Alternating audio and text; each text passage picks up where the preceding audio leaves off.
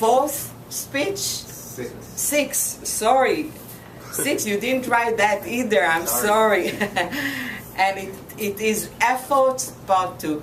Please, Neal.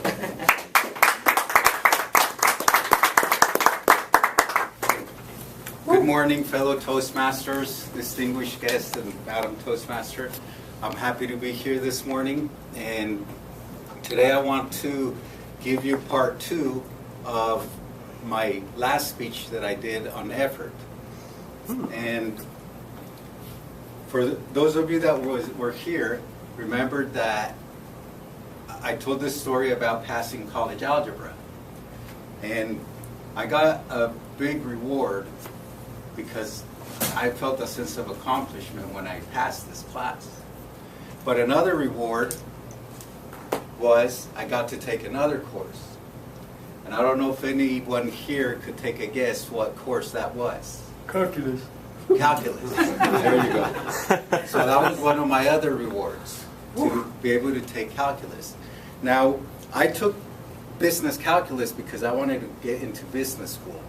I signed up in the fall of 2011 with Demerge, and I went at it this whole semester, and I failed.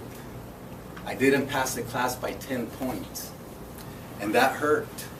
I remember that at the time I was talking with my father, and I would tell my father, I don't know if I can do this, I don't know if I can do this. And he would tell me, what do you mean? You have to. You have to do this. You can do it. And he was my biggest motivator. When I failed the class, he was calling, he was checking up on me. And he said, did you pass? And I told him, no, I failed by 10 points. And he asked me, what are you going to do? And I said, I'm going to take it again. And he said, that's what I want to hear.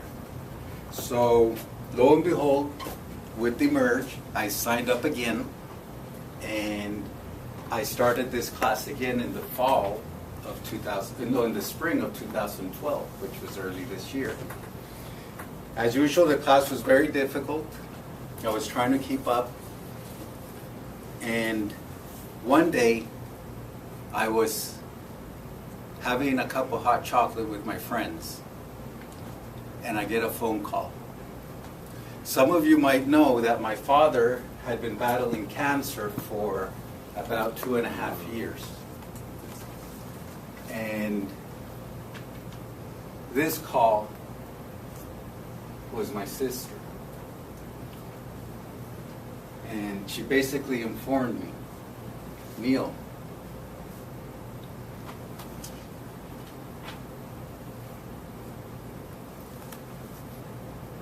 Dad has 4 weeks to live. At that moment, the feelings that I felt, I wish on no one else. I had never felt so bad before.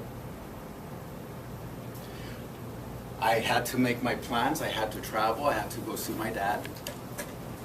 I had to go to school, and I had to give him this.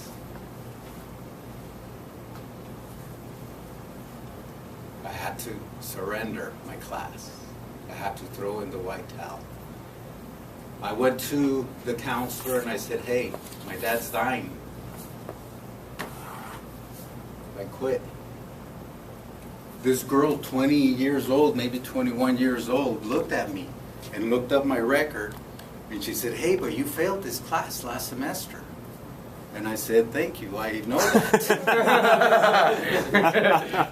And then she looked at me and she said, hey, go and take care of your dad, and then come back and bust your butt.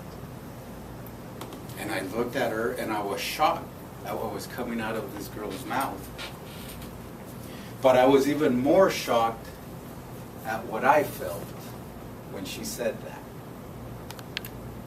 Because when she said that, I said, yes, that's what I need to do. So I grabbed back the towel. I had thrown it in, she picked it up and she gave it back to me. And I took it. Let me tell you, I went to Salt Lake City, Utah to watch my father die. It's the most horrible experience that I have ever experienced. He withered before my eyes in a matter of 4 to 5 days. One time I remember that I grabbed his hand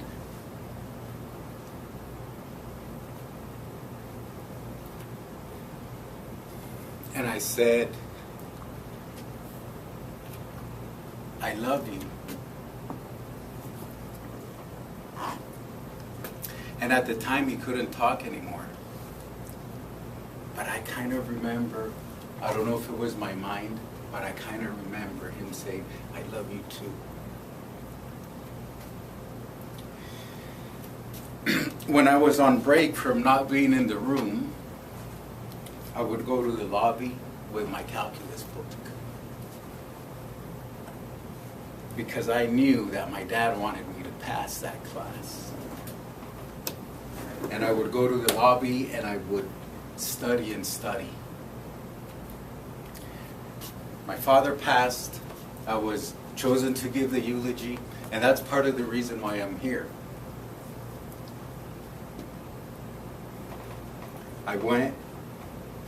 I returned to Miami. I showed up to my class. I talked to my professor. She was gently urging me to drop the class, too much going on. But I refused. I refused to drop that class.